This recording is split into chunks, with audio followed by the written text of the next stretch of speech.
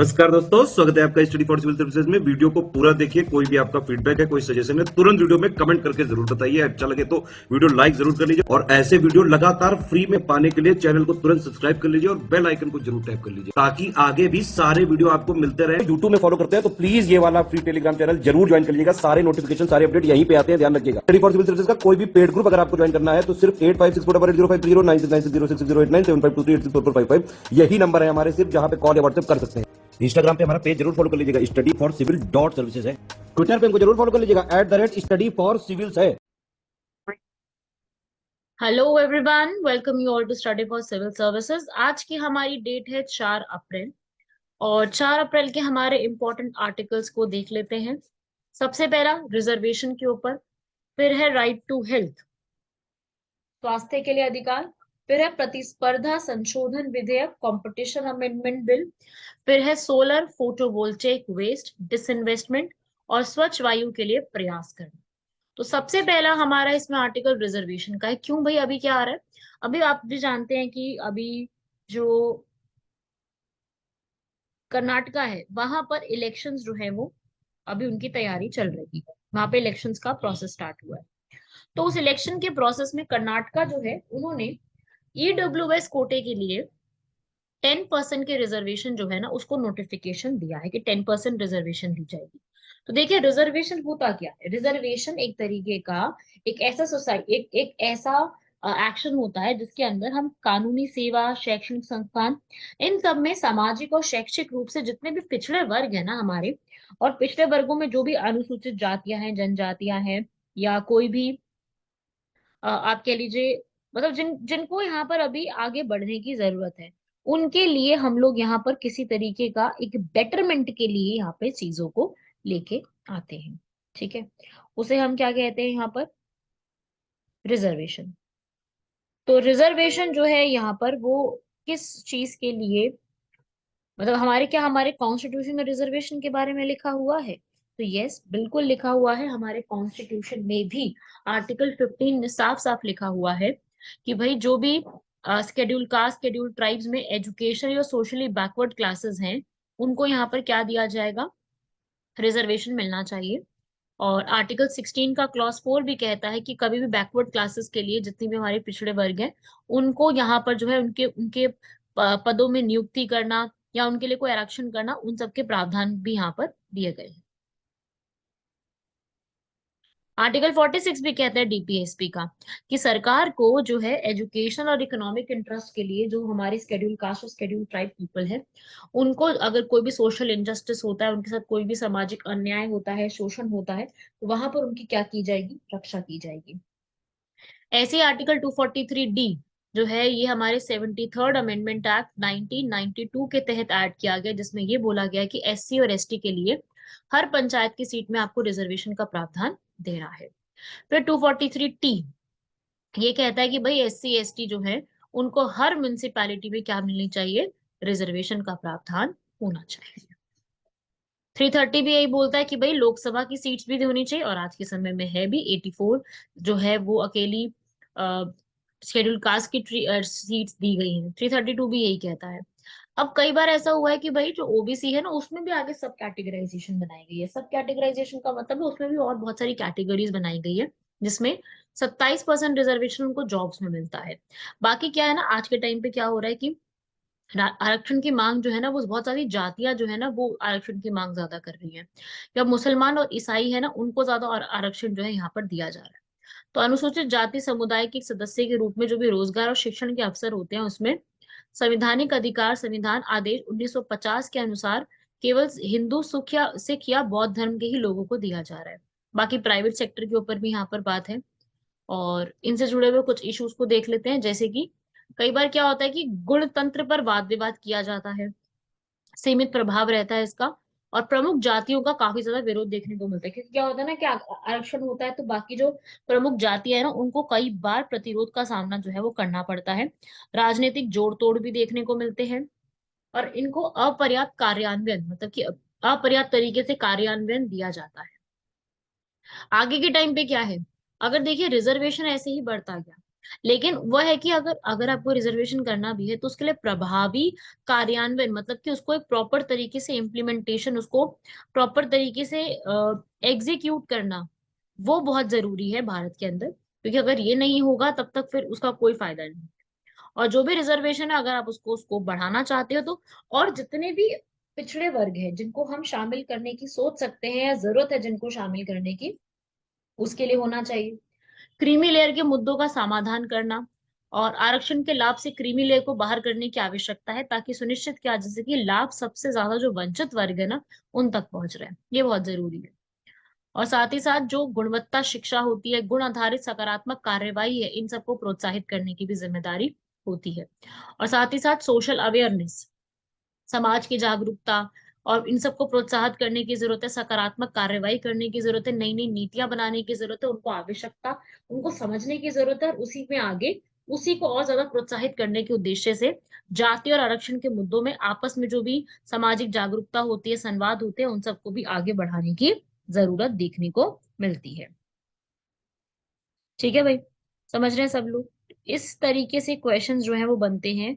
और अगर मान लीजिए आपका रिजर्वेशन के टॉपिक पे कोई भी क्वेश्चन पूछ लिया जाता है, रिजर्वेशन पे कुछ भी आपका सवाल बनता है, तो आप इसके अंदर ये सारे जो पॉइंट्स मैंने आपको अभी बताए हैं, ये सब आप ऐड कर सकते हो रिजर्वेशन में।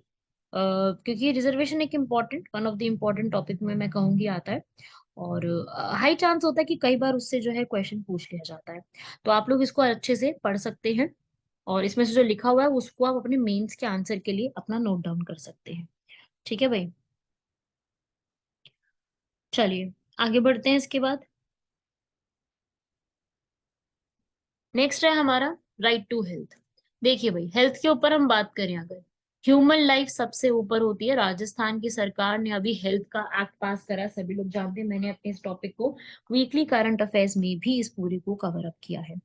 तो देखिए, अगर मैं बात करूं यहाँ पर हेल्थ के ऊपर, हेल्थ का जो पूरा टॉपिक है बहुत जरूरी है, इसको आपको समझना अभी। तो हेल्थ जो है हमारी, वो अभी राजस्थान की सरकार ने राइट टू हेल्थ को पास करा है कि भाई हर एक को यहाँ पर अधिकार होना चाहिए। लेकिन जो वहाँ की जो डॉक्टर्स है ना, वो इसके ऊपर बहुत ज्यादा अभी प्रोटेस्ट कर रहे हैं। तो अभी ये हैरान कर देने वाली बात है कि संकीर्ण पेशेवर और व्यवसायिक हितों के आधार पर बनी कोई चीज जो नैतिक और कानूनी दृष्टि से अच्छी है, उसका विरोध कैसे हो सकता है। कि पिछले सप्ताह राजस्थान की सरकार ने स्वास्थ्य का अधिकार अधिनियम पारित किया था, लेकिन राज्य में जो डॉक्टर है ना, वो जयपुर में इस पे प्रोटेस्ट पे उतर है, और इसको कठोर कानून करके जो है इसको जोरदार विरोध भी कर रही है। तो स्वास्थ्य का अधिकार जीवन के अधिकार की संवैधानिक गारंटी, दिशा निर्देशक सिद्धांतों के घटकों के अनुरूप होता है। स्वास्थ्य देखभाल के अधिकारी किसी भी व्यक्ति को उपलब्धता और सामर्थ्य के आधार पर इसे वंचित नहीं किया जा सकता। तो राजस्थान के स्वास्थ्य का अधिकार अधिनियम 2022 में जो भी उपलब्धता और सामर्थ्य होते हैं, उसके हिसाब से यहाँ पर इसको लाने की कोशिश की गई है। तो अभी इस वाले बिल में पता है क्या बात आई है, इसमें ये बोला गया कि भाई जो भी यहाँ पर सार्वजनिक संस्थान है, जो भी इस तरीके के स्वास्थ्य के संस्थान है, वहां पर निःशुल्क आपको जो है वो पूरी हर चीज प्रोवाइड की जाएगी। सारी दवाएं, निदान, सब कुछ आपको बिल्कुल निःशुल्क मिलेगा, विदाउट, आपको कोई भी पैसा चार्ज नहीं किया जाएगा। और आपको ऐसा भी नहीं है कि आपको जो है पहले ये बोलेगी कि भाई पुलिस की मंजूरी लेकर के आओ या फिर पूर्व भुगतान करो। इन सब चीजों को हटा करके उसमें अनावश्यक विलंब जो हो रहा है उसको हटा करके यहाँ पर चीजें को बढ़ाने की कोशिश की जाएगी। दूसरों के बीच विशिष्ट परीक्षणों और उपचारों से पहले सूचित सहमति, ये सब कुछ दिया जाएगा। राज्य सरकार के दायित्व जो है पूरे ये बताए गए हैं कि भाई जो वहां की राज्य सरकार होगी, वो सार्वजनिक स्वास्थ्य मॉडल भी तैयार करेगी, राज्य के बजट के संबंध में वहां पर प्रावधान तैयार करेगी, और सब चीजों को यहाँ पर जो भी जनसंख्या कहाँ पे ज्यादा रहती है, कितनी वहां पे दूरी है, हर चीज के ऊपर एक तैयार करेगी। स्वास्थ्य के अधिकार भी यहाँ पर राज्य और जिला स्तर पर स्वतंत्र निकायों की स्थापना करेंगे, जिसके तहत पूरा उनको जो है वो बोला जाएगा कि स्वास्थ्य प्राधिकरण चलेगा पूरा। और साथ ही साथ एक शिकायत के निवारण के लिए भी एक पोर्टल बनाया जाएगा, जिसमें अगर कभी भी ऐसा होता है कि लोगों को अधिकार नहीं मिल रहे, उनके राइट्स नहीं मिल रहे और सर्विसेज उनको कम मिल रही हैं, तो वो वहां पर जो है शिकायत भी अपनी दर्ज कर सकते हैं। और यहाँ पे शिकायत दर्ज करने के लिए एक वेब पोर्टल और हेल्पलाइन केंद्र जो है वो पूरा स्थापित करने की कोशिश यहाँ पे की जा रही है। और इस अधिनियम से जुड़े हुए कुछ इंपॉर्टेंट इश्यूज क्या है, जैसे कई बार क्या होता है कि कि भाई सबसे पहले तो प्रॉब्लम ये है ना कि जो डॉक्टर्स है ना, उनको ये लग रहा है कि देखो गवर्नमेंट ये कह रही है कि हम आपको सारा पैसा देंगे, जो भी सरकार, जो भी पेशेंट्स पे पैसा लगेगा वो गवर्नमेंट देगी, पर यहाँ पर मरीजों के इलाज के लिए जो भी खर्च किया जाएगा वहां पर, इसमें जो सरकार के वादे हैं ना, उस पर डॉक्टर को विश्वास नहीं। डॉक्टर उसका ये कहना है कि भाई हम आपकी इस बात पे ट्रस्ट नहीं करते हैं। और जिला स्वास्थ्य प्राधिकरण के लिए भी जो शिकायतें यहाँ पर है, उनको बोला गया कि भाई वहां पर वेब पोर्टल होगा, उसमें ये नहीं बताया गया कि वेब पोर्टल को देख रेख कौन करेगा, नियंत्रण कौन करेगा। तो यहाँ पर हर एक की जो निजता है पेशेंट की, उसका भी उल्लंघन होगा। और साथ ही साथ ये अगर इस तरीके का चीजें होंगी तो स्वास्थ्य के अधिकार को लागू किया जाएगा तो राज्य का वित्तीय दायित्व कितना बढ़ जाएगा, कितना ज्यादा पैसा देना पड़ेगा ना यहाँ पर। तो प्रदर्शनकारी जितने भी डॉक्टर हैं, उन्होंने कानून लागू होने के बाद उनके कामकाज में सरकार के हस्तक्षेप को लेकर काफी आशंकित होने का भी दावा किया है। तो इससे पूरे जुड़े हुए हमारे इश्यूज एंड कंसर्न्स यही हैं। तो यहाँ पर, क्योंकि वहां पर बहुत जो बुनियादी सेवाएं हैं उनका काफी अपर्याप्त उपलब्धता है। वहां पे वित्त पोषण में कमी, योग्य चिकित्सा कर्मियों में कमी, गुणवत्ता की कमी, बुनियादी सेवाओं की कमी, अवसंरचना जो वहाँ का इंफ्रास्ट्रक्चर है उसमें भी काफी कमी है। ग्रामीण क्षेत्रों में निजी कॉलेज बनाए जा रहे हैं जहाँ पर कम वेतन के अलावा निवास करने की स्थिति की कमी के कारण वहां पर अच्छे खासी जो डॉक्टर्स है या फिर ये सारी चीजें जो है अच्छे तरीके से नहीं की गई हैं। तो ये भी चीजें आपको इसमें याद रखनी है कि इस प्रकार से ये चीजें यहाँ पर चल रही हैं, और इसी पर आपका जो है सवाल सीधा उसके ऊपर बन सकता है। जो हमारे एग्जाम में जो क्वेश्चन बनेगा वो इसी टाइप का यहाँ पर पूछा जा सकता है। बाकी इंफ्रास्ट्रक्चर को आप देख सकते हैं यहाँ पर। इंफ्रास्ट्रक्चर भी यहाँ पर जो है आप कह लीजिए कि उतना अच्छा नहीं है जितना उस के लिए रिक्वायर्ड है। वो रिक्वायर्ड इंफ्रास्ट्रक्चर अगर बढ़िया हो जाए तो धीरे धीरे करके उसको इम्प्रूव किया जा सकता है। ठीक है भाई। अब यहाँ पर ये जो है अभी वहां पर एक मेडिकल नेशनल मेडिकल कमीशन है वो बनाई जाएगी। वो पूरा यहाँ पर बनाने की कोशिश की जाएगी, और फिर फंडिंग पूरी दी जाए उनको। मेडिकल के जो वर्कफोर्स है, जो लोग वहां पे काम करते हैं, मेडिकल वर्कफोर्स की जो शॉर्टेज है उसको ठीक करा जाए। और क्योंकि जेब से किया जा रहा खर्च है तो सरकार को भी यहाँ पर जो है थोड़ा सा देखना पड़ेगा। और जो भी बाकी उसमें ऐसा ना हो ना कि भाई अगर पैसा नहीं दे रहे तो फिर उस पर देखभाल भी उतरी ना हो। तो देखभाल को भी यहाँ पर एक सुनिश्चित करना सरकार की जिम्मेदारी है, प्रिवेंटिव केयर। और मेडिकल रिसर्च पे थोड़ा कम एम्फेसिस है तो उसको बढ़ाने की जरूरत है, पॉलिसीज बनाने की जरूरत है, फेक डॉक्टर्स को पहचानने की जरूरत है। ये कॉन्सेप्ट बहुत है कि भाई फेक डॉक्टर्स है, तो फेक डॉक्टर्स कौन है क्या अभी ये पता नहीं है, पर फेक डॉक्टर्स को भी यहाँ पर कंजर्व करने की या फिर उसको पहचानने की जरूरत है।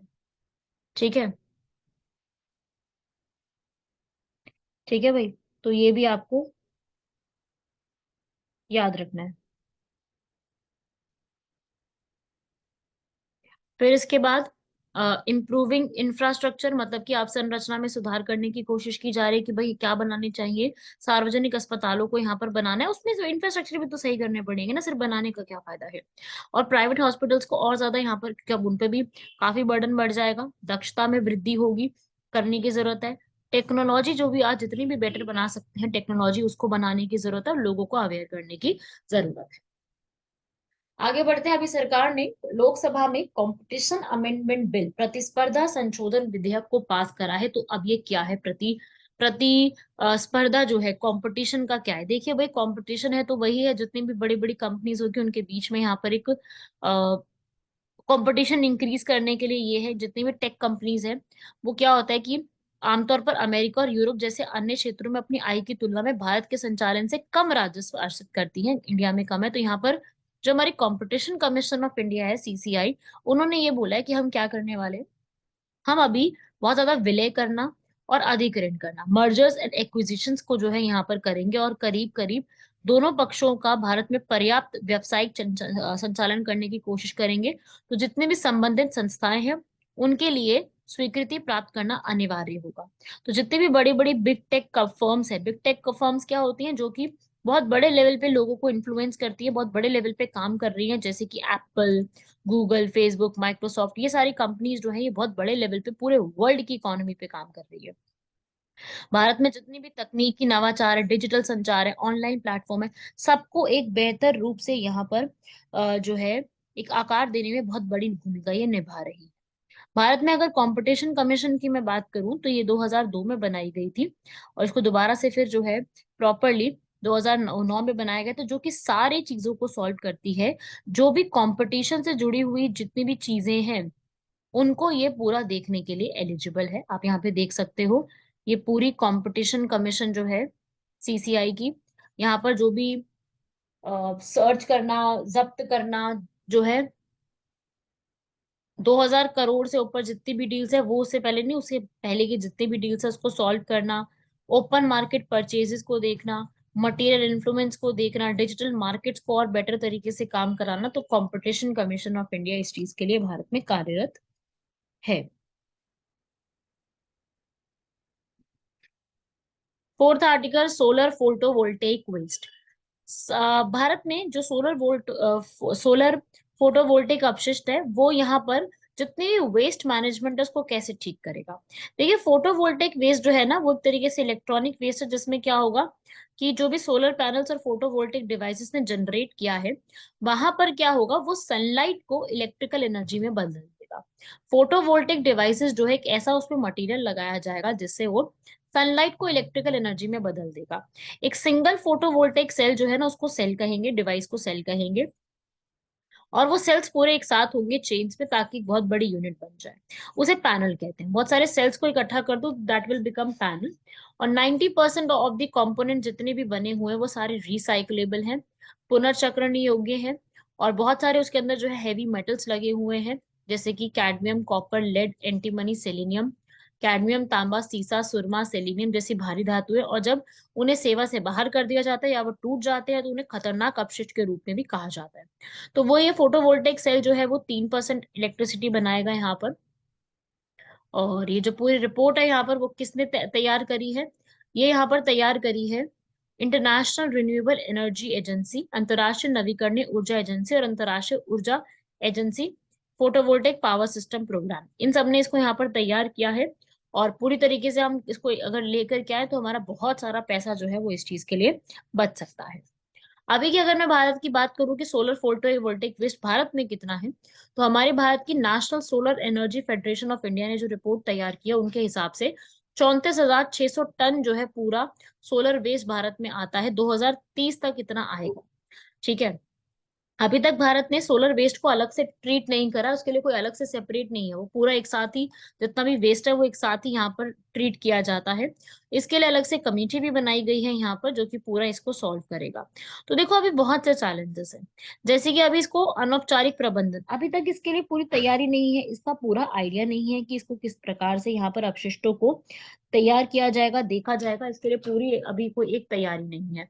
ठीक है। अभी होता क्या है कि जितना भी वेस्ट होता है ना, वो लैंडफिल में जाके जमा हो जाता है, जिसकी वजह से वहां के आसपास का जो वातावरण है वो बहुत ज्यादा प्रदूषित रहता है, खराब रहता है। तो अप्रयुक्त जो भी अपशिष्ट होता है उसको भस्म करने के लिए वातावरण में सल्फर डाइऑक्साइड, हाइड्रोजन फ्लोराइड और हाइड्रोजन साइनाइड भी यहाँ पर काफी ज्यादा डाले जाते हैं।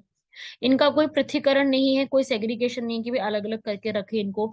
और अगर इनको रिसाइकिल करना भी है तो उसमें बहुत ज्यादा पैसा लगता है। ठीक है। एक सोलर पैनल को रिसाइकिल करने में 20 से 30 डॉलर का खर्चा आता है, जबकि इसको सीधा लैंडफिल में लेके जाएं तो 1 से 2 डॉलर का ही सिर्फ केवल खर्चा आता है।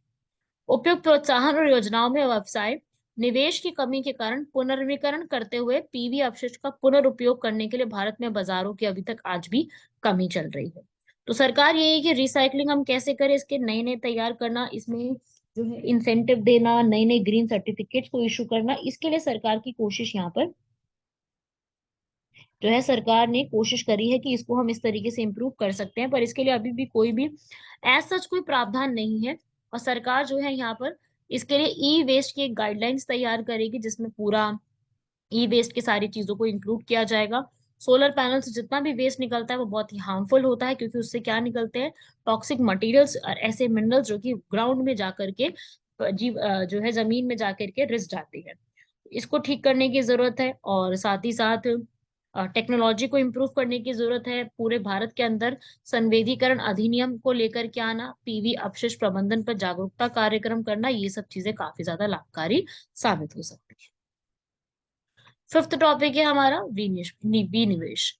विनिवेश प्रक्रिया जो है हमारी, इसमें कई चुनौतियों का सामना करना पड़ रहा है। सरकार का ऐसा कहना है, विनिवेश का मतलब क्या होता है कि जितने भी हमारी गवर्नमेंट की खुद की प्रॉपर्टीज है, उसमें से आप क्या कर लो, थोड़ा सा पैसा बाहर निकालना शुरू कर दो या फिर उसको बेचना शुरू कर दो। ठीक है भाई। तो यहाँ पर कुछ होती है बहुत कम अमाउंट में करना, माइनॉरिटी अल्पसंख्यक भी निवेश, एक होता है बहुमत बहुत ज्यादा हिस्सेदारी को बेचना, और एक होता है पूर्ण तरीके से दे देना। मतलब कि आपने पूरा का पूरा जो है पब्लिक सरकार से उठा करके आपने कहाँ बेच दिया, प्राइवेट में। तो पूरा का पूरा 100% नियंत्रण जो है ना वो सरकार को प्राइवेटली कर दिया जाता है। तो इसकी क्या एक ऑब्जेक्टिव क्या है? सबसे पहले तो होगा क्या ऐसे अगर डिसइन्वेस्टमेंट करते हैं, तो भाई हमारे पूरे बजट पे पैसा कम लगेगा, ऑब्वियस सी बात है। राजकोषीय बोझ जो है वो अपने आप कम हो जाएगा। इस पूरे की वजह से जो है अर्थव्यवस्था और विकास में सामाजिक कार्य में कार्यक्रमों में निवेश करने हमारा कम हो जाएगा। निजी स्वामित्व को जो है प्रोत्साहन मिलेगा, क्योंकि क्या होगा ना, प्राइवेट लोग आगे निकल के आएंगे। तो भारत में जो पीएसयू है, पूरे के पूरे पीएसयू की जो एक उत्पादकता है वो काफी सही रहेगी। भारत में कंपटीशन की जो पूरा एक प्लेटफॉर्म है वो सही तैयार होगा।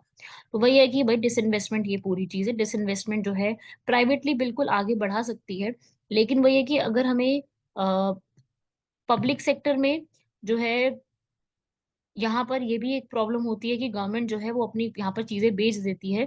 तो कई बार क्योंकि क्योंकि गवर्नमेंट को फायदा नहीं हो रहा होता, तो गवर्नमेंट वहां पर अगर उसको प्राइवेटाइज करती है तो प्राइवेटली उसको और तरीके से संभाल करके उसमें जो है चीजों को ठीक करके उसमें एडिशन डिलीशन चीजों को कर सकते हैं। ठीक है भाई। तो ये भी एक इसमें आप याद रखिएगा। लास्ट आर्टिकल आता है हमारा स्ट्राइविंग फॉर क्लीन एयर, साफ सुथरी हवा के लिए, यहाँ पर स्वच्छ वायु के लिए प्रयास करना। दक्षिण एशिया में वायु प्रदूषण और सार्वजनिक रिपोर्ट ये कहती है, वर्ल्ड बैंक ने रिलीज करी है। क्वेश्चन कहाँ से बनेगा कि वर्ल्ड बैंक ने यहाँ पर रिलीज करी है, जिसमें ये बताया गया है कि पूरे दक्षिण एशिया में, जिसमें भारत भी आता है, कि ग्रीन हाउस गैसेस और एयर पॉल्यूशन जो है उनका आपस में क्या मॉडल चल रहा है, गेन्स मॉडल। तो इसमें क्या है कि भाई जो फाइन पीएम यहाँ पर है उसमें पहले के मुकाबले इसको ज्यादा देखा गया, और ये देखा गया कि भाई दक्षिण एशिया में जो भी वायु प्रदूषण है उसके ऊपर सबसे बड़ा कारण है कि ठोस ईंधन का दहन, मतलब जो सॉलिड फ्यूल है उसको जला देना, स्मॉल इंडस्ट्रीज का होना, म्युनिसिपल वेस्ट मैनेजमेंट प्रैक्टिसेस होना, और प्लास्टिक्स को जला देना। ठीक है भाई। ये रिपोर्ट ने जो है हमारे काफी सारे नई नई चीजों को इंक्लूड करा है। 6 प्रमुख एयरशेड को यहाँ पर पहचान की गई जहाँ पे वायु की गुणवत्ता में स्थानिक अन्योष्णता अधिक यहाँ पे देखे गए हैं। वर्ल्ड बैंक ने ये सारी चीजें बताई और ये बताया है कि भाई भारत बांग्लादेश नेपाल पाकिस्तान एक साझा एयरशेड है जहाँ पे भारत गंगा के मैदान तक पूरा फैला हुआ है। भाई ये अगर ये एयर पोल्यूशन होगा तो आईज में इचिंग होना, diabetes, mental health, respiratory problems होना, ये सब बहुत ही कॉमन चीजें हो जाती हैं। तो उन्होंने अपनी रिपोर्ट में यही बोला है कि आपको जो है पूरे साउथ एशिया में PM 2.5 तक ही कंसंट्रेशन रखना पड़ेगा, उससे ज्यादा नहीं होना चाहिए। नेक्स्ट है हमारा आज का क्वेश्चन, वो है पंच टाइगर रिजर्व। पंच टाइगर रिजर्व जो है हमारा पंच रिवर के नाम पे पड़ा हुआ है, क्योंकि यहाँ पर जो मध्य प्रदेश है उसके पास से जो है ये पंच टाइगर रिजर्व के पास से ही ये रिवर जो है वो क्रॉस होती है। तो this is Pench Pench tiger reserve. तो ये मध्य प्रदेश में ही है, और ये जो है सतपुरा हिल्स में छिंदवाड़ा डिस्ट्रिक्ट में ये लोकेटेड है। इसको अलग से जो है ये नाम दिया गया है पंच टाइगर रिजर्व। पंच के नाम से महाराष्ट्र और मध्य प्रदेश दोनों में ही आता है ये। ज्यादातर इसको मध्य प्रदेश में काउंट करोगे, पर ये महाराष्ट्र के भी कुछ रीजन में आता है। और ये वही फॉरेस्ट है जो कि जंगल बुक में रुडयार्ड किपलिंग ने भी दिखाया था। ठीक है। ये रिवर पंच जो है ना ये उसी के पास है, और इसी के पास में एक और रिवर भी आती है, कन्हान रिवर। दो रिवर्स पास में आपको मिलेंगी, एक कन्हान रिवर और एक पंच रिवर। ठीक है भाई, ये भी आपको याद रखना है, ये दोनों ही इंपॉर्टेंट है, दोनों ही स्टेटमेंट ठीक लिखी हुई है। तो आंसर इसका हो जाएगा सी। लास्ट क्वेश्चन है अंजी खाड़ ब्रिज। अब यहाँ पर अंजी खाड़ ब्रिज क्या चीज है? अंजी खाड़ ब्रिज एक तरीके की भारत की पहली केबल स्टे की ब्रिज है, अंजी खाड़ ब्रिज। और ये बना तो काफी टाइम से कोशिश रहे हैं, जिसकी लेंथ ये जम्मू कश्मीर में है, और ये अभी अंडर कंस्ट्रक्शन बिल्डिंग जो है वो चल रही है। केबल के ऊपर बनाई जाने वाली ब्रिज है, केबल स्टेड ब्रिज कहते हैं। इंडियन रेलवे इसको बना रही है, कहाँ पर? जम्मू कश्मीर में इसको बनाया जा रहा है, कहाँ पे? रियासी डिस्ट्रिक्ट के अंदर। ठीक है। उधमपुर श्रीनगर बारामुल्ला का जो एक रेलवे प्रोजेक्ट है उसमें इसको स्टार्ट किया गया है। 15 मेन स्पैन जो है ना ब्रिज का वो करीब 290 मीटर की ये ब्रिज रहेगी, ज्यादा बड़ी ब्रिज नहीं है, 290 मीटर की इसको बनाया जा रहा है। और मेन ब्रिज कई जगह पे आपको अभी इसमें कुछ ना कुछ अभी चेंजेस और भी जो है वो देखने को मिलेंगे। अंजी खेड़ ब्रिज याद रखिएगा। ये आपसे तीनों की तीनों स्टेटमेंट जो है इसके अंदर बिल्कुल ठीक लिखी हुई है। सवाल जो है वो सीधा बनेगा इसके अंदर कि ये ब्रिज कब बनी, कौन से टाइम में बनी, और क्या इसकी मतलब नाम आपसे पूछ सकता है और इसकी लोकेशन आपसे पूछ सकता है। ठीक है। और ये अंजी खड़का मतलब क्या है, कौन से रिवर पे है, अंजी रिवर पे बनी हुई है। ठीक है। अंजी खाड़ ब्रिज अंजी रिवर पे जम्मू में ये बनाई गई है। तो यही था आपको जो है अभी अभी अंडर कंस्ट्रक्शन है, कटरा और रियासी जो है ना जम्मू कश्मीर का, उसको ये कनेक्ट करेगी। और इसको बना रही है हिंदुस्तान कंस्ट्रक्शन